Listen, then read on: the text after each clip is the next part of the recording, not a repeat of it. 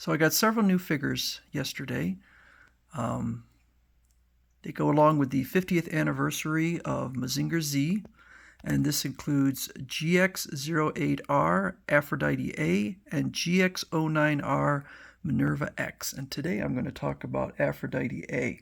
The GX-08R is a remake of a figure from 2002. So this is over 20 years old. And here is the figure. The moment I picked it up, I liked it. This is a really nice figure. Has a lot of weight to it.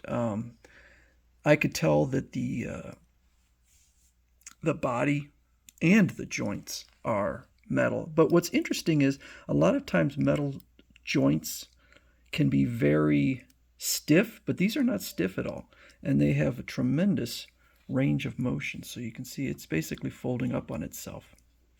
And I think that these are generally, I don't know that they're exactly the same as they were 20 some years ago, but you can definitely feel that it's an older design. The shoulder only goes up to there, which is very uncommon. You would expect the shoulder to go much higher. You can see all the screw holes in it.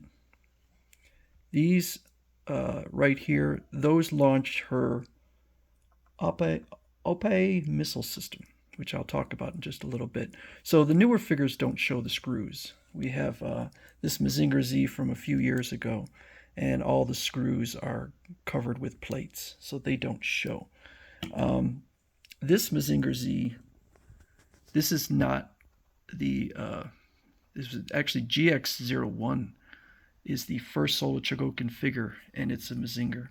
But this is, I'm not sure which one this is, but this is probably about 3 or 4 years old. And the joints on it are all plastic, which is fine. I don't have a problem with that. But it's cool having these, so much metal, really a ton of metal. The head is plastic. The head movement is not great. So that's another example where I think it's kind of based on an older design. I wouldn't expect a new figure to have such limited up and down, and it holds its position, but a little floppy. So this was piloted by Sayaka Yumi. She is the daughter of Professor Yumi, who designed Aphrodite. And with her and Mazinger, they are the protectors of the photon light. What is it? The laboratory. I can't remember the name of it. Poor Sayaka, though. So I've only watched the first half of the first season, and Sayaka doesn't really appear much at all in the second season. Most of the characters were replaced, and so she does have her Opie missile system, which are her breasts, and it's pretty much she gets 2 shots, the right breast and the left breast. And again, this was designed by her dad. So, this is kind of, the Japanese can be very progressive when it comes to women, and at the same time, not so progressive. And she gets teased a lot. I don't know how old Sayaka. I'm going to guess her late teens. And you can kind of see Sayaka in there. So she's up inside of there. And it's clear that Koji Kabuto and Boss, Muka, and Nuke are all high school students. We see them in high school. And I assume she's probably about the same age. But Koji Kabuto teases her somewhat because her robot's a lot weaker. And in one of the early episodes, the 3 lead scientists at the laboratory want to give her better weapons. And her father doesn't want that because I guess she's supposed to be a robot of peace, or he's worried about her. But she's sent into battle constantly. And because she has almost no weapons, she's constantly getting beaten up. Whereas Mazinger Z has a vast array of weapons. He's got his breast fire. He's got his rust hurricane. His fists can shoot out. I mean, he's got weapons all over the place. And poor Sayaka here, getting beat up constantly. So she never beats a battle beast in the first half of the season. Now, apparently she does actually get to beat 3 in later episodes, but I've yet to see that. But the poor girl. And so there's a few things about this.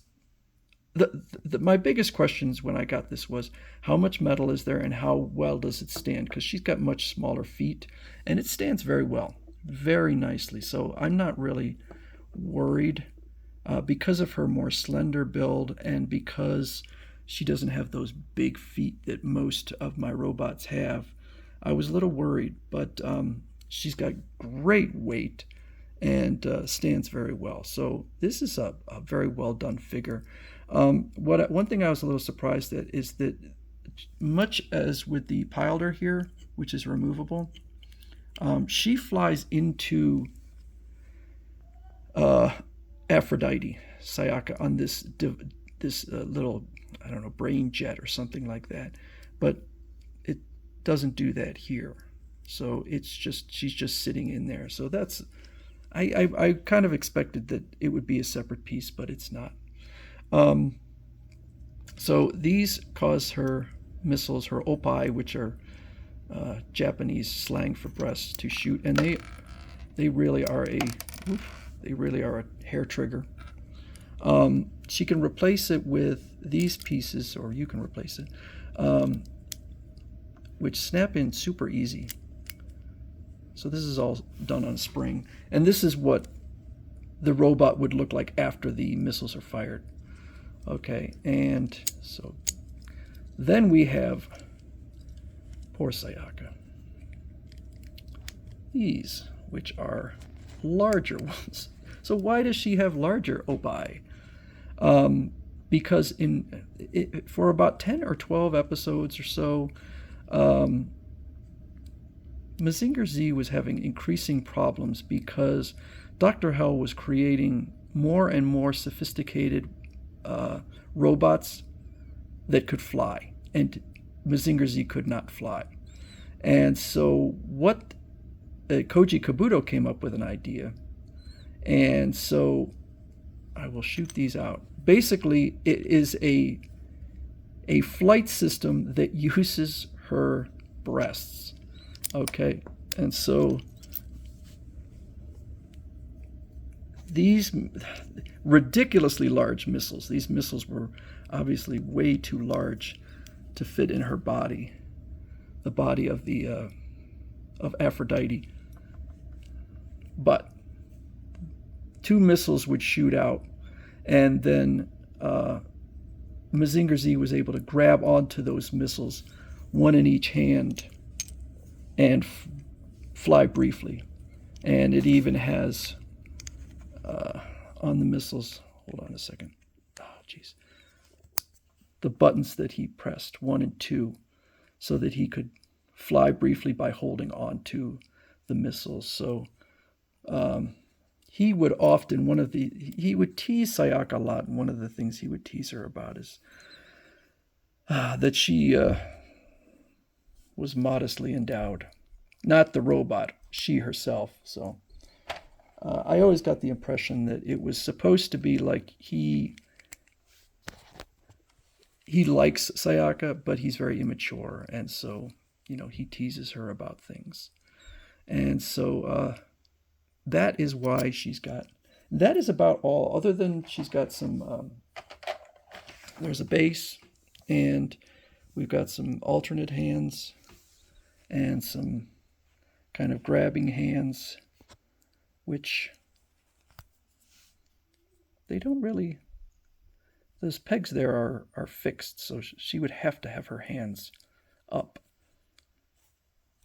So overall, I would say that I'm very, very pleased with this figure, and it's obviously I would say the second most well-known robot from the Mazinger Z series, and absolutely essential in a collection of Mazinger Z. So I'm glad that Bandai is re-releasing these figures, and then Later on, I'm going to talk about Minerva X and her one-time appearance. She only was in one episode, and I did watch that episode.